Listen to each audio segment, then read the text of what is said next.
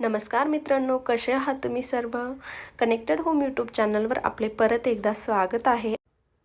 सध्या थंडीचे दिवस सुरू झालेले आहेत. वातावरणात बदल झालेला आहे. त्याच्यामुळे आपल्या घरातील लहान बाळापासून ते अगदी वयस्कर लोकांपर्यंत सर्दी, खोकला, कफ याचा त्रास सुरू झालेला आहे. आणि आपण खूप सारे जे मेडिकलमध्ये औषधं भेटतात सर्दी खोकल्याचे तेही यूज करून बऱ्याच वेळेस आपल्या सर्दी खोकल्याला फरक पडत नाही. तर त्याच्यासाठी तुम्ही अशा प्रकारे हा काढा नक्की बनवून बघाल आणि तुमच्या घरातील अगदी 2 वर्षापेक्षा मोठा असलेल्या बाळापासून ते एखाद्या वयस्कर व्यक्तीला हा काढा जर तुम्ही कंटिन्यू 3 दिवस दिला तर त्यांचा कफ, खोकला, सर्दी अगदी चुटकीसरशी गायब होण्यास मदत होईल.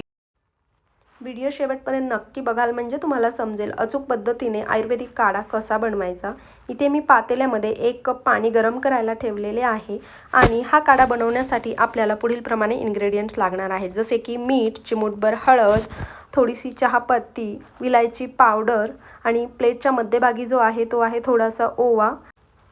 इथे जी हिरवी पाने दिसत आहेत ही तुळशीची पाने आणि पुदिन्याची पाने आहेत. तर ही तुळशीची आणि पुदिन्याची पाने मी स्वच्छ पाण्याने धुवून घेतलेली आहेत. तुम्ही इथे पाहू शकत असाल ही पुदिन्याची पाने आहेत आणि त्याचबरोबर तुळशीचीही पाने आहेत. आणि लास्टली आपल्याला इथे लागणार आहे आलं म्हणजेच अद्रक. ही अद्रक मी छान साफ करून घेतलेली आहे आणि थोडासा गुळाचा तुकडा. बऱ्याच वेळेस हा आयुर्वेदिक काढा बनवताना आपण अजून काही गरम मसालेही यूज करू शकतो, जसे लवंग, मिरे, दालचिनी, जायफळ. पण शक्यतो जेव्हा तुम्ही हा काढा तुमच्या लहान बाळासाठी जो 2 वर्षापेक्षा मोठा असेल आणि एखाद्या वयस्कर व्यक्तीसाठी बनवत असाल तर शक्यतो हे गरम मसाले यूज करणं टाळायचं आहे, कारण याच्यामध्ये खूप जास्त उष्णता राहते आणि बऱ्याच वेळेस ते तुमच्या घरातील वयस्कर व्यक्ती किंवा तुमच्या बाळाला सहन होत नाहीत. तर इथे आपण पातेल्यामध्ये घातलेले 1 कप पाणी गरम झालेले आहे. या पाण्यामध्ये मी आता तुळशीचे आणि पुदिन्याची पाने घालून घेत आहे. त्याचबरोबर आपण जे सुरुवातीला इन्ग्रेडियंट्स दाखवले होते तेही आपण इथे एक एक करून घालून घेणार आहोत. तत्पूर्वी इथे मी अद्रक आणि गुळाचा छान असा बारीक किस करून घेतलेला आहे. तुम्ही इथे पाहू शकता.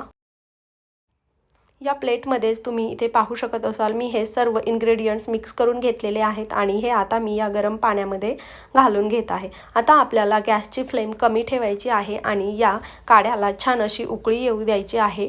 जर 1 कप पाण्याचा काढा बनवत असाल तर हे पाणी साधारण अर्धा कप होईपर्यंत आपल्याला याला उकळू द्यायचं आहे आणि त्याच्यानंतर इथे आपला हा आयुर्वेदिक असा खूप मस्त हेल्दी काढा तयार झालेला आहे. तुम्ही हा काढा नक्की करून पाहाल आणि तुमच्या घरात ज्याला पण सर्दी, खोकला, कफ याचा त्रास असेल त्याला 3 दिवस संध्याकाळी झोपण्याच्या वेळी देऊन बघाल. तुम्हाला नक्की फरक जाणवेल. जर हा व्हिडिओ आवडला असेल तर चॅनलला शेअर करा, सबस्क्राईब करा. आणि हो, एक महत्त्वाची टिप इथे मी तुम्हाला देईल.